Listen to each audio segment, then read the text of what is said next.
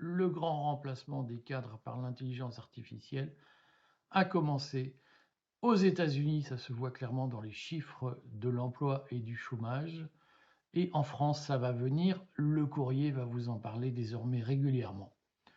Pourquoi? Parce que, eh bien, évidemment, il y a la guerre, les changements géostratégiques, géopolitiques, qui sont d'ailleurs très liés aux révolutions technologiques qui ont lieu. Vous avez vu que Donald Trump insiste beaucoup pour avoir accès aux sources d'énergie.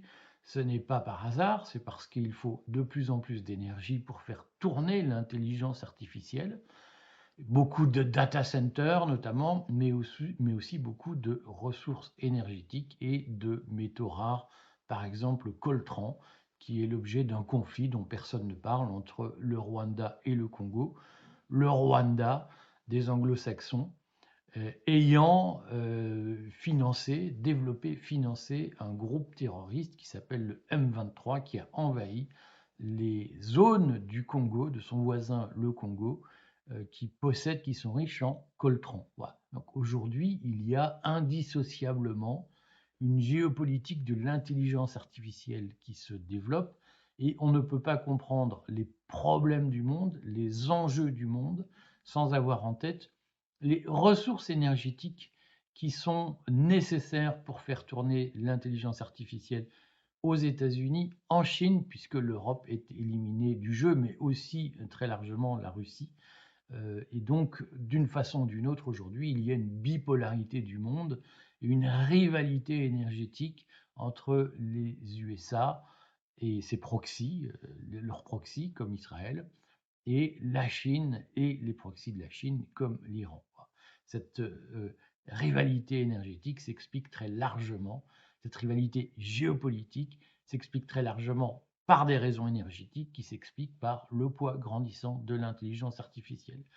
Et ce qu'on voit aujourd'hui, alors de façon encore imprécise, tout ça passe sous les radars, c'est le grand remplacement des cadres, des cols blancs, par l'intelligence artificielle avec des chiffres de l'emploi et du chômage aux États-Unis qui contredisent les grands fantasmes de ceux qui imaginaient que Trump était sincère et crédible lorsqu'il annonçait l'âge d'or de l'Amérique le jour de son investiture le 20 janvier 2025. En réalité, depuis l'arrivée de Trump au pouvoir, le marché de l'emploi aux États-Unis est plutôt sinistré. Il ne progresse plus. Il détruit même des emplois. Il y a eu des chiffres surprises que le courrier des stratèges vous cite ce lundi et va continuer à décliner parce que c'est un sujet. Alors, la destruction d'emplois aux États-Unis, elle est due à l'absurde politique économique de Trump. Je le dis depuis le début, le protectionnisme est une folie. Croire qu'on va développer son industrie en créant une taxe sur la consommation. Alors officiellement, c'est payé par les importateurs, mais bien entendu, la taxe est d'une façon ou d'une autre répercutée sur les prix. Imaginez qu'on va sauver son industrie par une taxe, c'est une idée de socialiste français. Ce n'est pas une idée réaliste ni rationnelle. Donc, il y a les problèmes liés à l'absurde politique économique de Donald Trump qui va montrer qu'elle aboutit, elle ne va pas tarder d'ailleurs à montrer qu'elle aboutit au contraire de ce qu'elle prétendait faire, c'est-à-dire qu'au lieu d'aider le peuple américain, au lieu d'enrichir le peuple américain, la politique économique de Trump va l'appauvrir et durablement. Alors, hier, Vincent Clermont a d'ailleurs montré comment la guerre en Iran allait compliquer la stratégie protectionniste de Trump et la stratégie de réindustrialisation, puisque la guerre en Iran est en train de réapprécier le dollar et donc de faire perdre aux États-Unis tout avantage comparatif en termes d'exportation. Donc, tout ça est un mikado très compliqué et imaginez qu'avec trois idées simples, simplistes même, binaires, comme le protectionnisme va nous sauver et puis on va faire ci, on va faire ça et tout va être simple, on va rétablir, on va faire baisser les taux d'intérêt de la Fed. Imaginez que ces idées simples suffisent à résoudre des problèmes compliqués est évidemment une naïveté populiste dont les Américains et ceux qui ont soutenu Trump en Europe vont faire les frais et ils payeront le prix très cher car ils ont menti. Hein, les dirigeants, l'équipe de Trump a menti aux Américains. Ceux qui soutiennent Trump en France mentent aux Français. Je pense notamment à la presse Bolloré qui tous les jours essaye de réhabiliter Trump en faisant croire aux Français que la politique de Trump leur serait favorable si elle était appliquée en France. C'est tout le contraire. Trump va le démontrer aux États-Unis.